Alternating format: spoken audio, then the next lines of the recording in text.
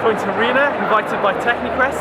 Last year we saw 3,000 teenagers visit our stand, and we're here to promote STEM activities in engineering in general, and taking part in engineering in the future.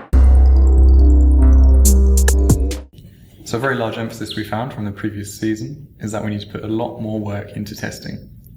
Last year we only had the car ready about a month before the first event. This year our target is to have the car completed by St David's Day. Hopefully this will give us at least 3 months of testing before the first event in Silverstone. So we've currently just completed the design of the front monocoque. This will be in a similar fashion to the previous year, but much more refined. We're aiming to save a lot of weight and increase the total stiffness where possible.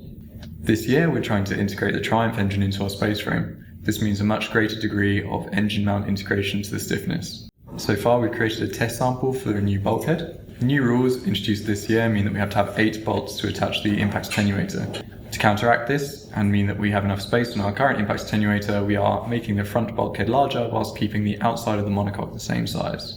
We've also been looking at integrating a 2-pedal pedal box for the first time this year at Cardiff Racing. We have 4 main design teams this year. We have the engine team, the electronics and driver controls team, the suspension team, and the chassis and aerodynamics team. Over the summer, our workshop area paddock was rebuilt and redone. So part of that was including the new fencing around, which made it safer to the students walking by. We had our floors painted, and we also had a rearrange of all of the cupboards and equipment, making it easier to work and walk around the workshop. The main change that will be made to CR13 from previous years is the engine. Previously, in the last 8 years, we've used an Aprilia SXV 550, but this year we will be moving to a Triumph 675 thanks to our new sponsor Triumph Motorcycles. Unfortunately, with the new power plant comes a lot of additional weight, 20 kilograms more than what we had last year. However, with this additional weight comes a greater reliability, tidier engine packaging, and critically more power. We're aiming to achieve around 85 to 90 horsepower this year, which is 30 more than last year, which will give us a significant increase in our power to weight ratio.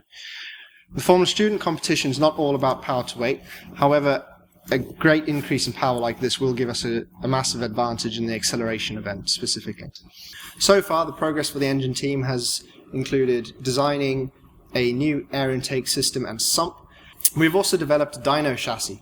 This is made up of a previous car, and we will be fitting the engine into this so that we can take it to a rolling road for tuning, calibration, and also just to test critical components that we have designed so far. This month, the electronics team has been heavily trying to get the Triumph engine up and running. To this endeavour, we decided to take parts from the OEM-supplied Triumph loom and wiring it into our own supplied loom, which we manufacture here in Cardiff, just behind me.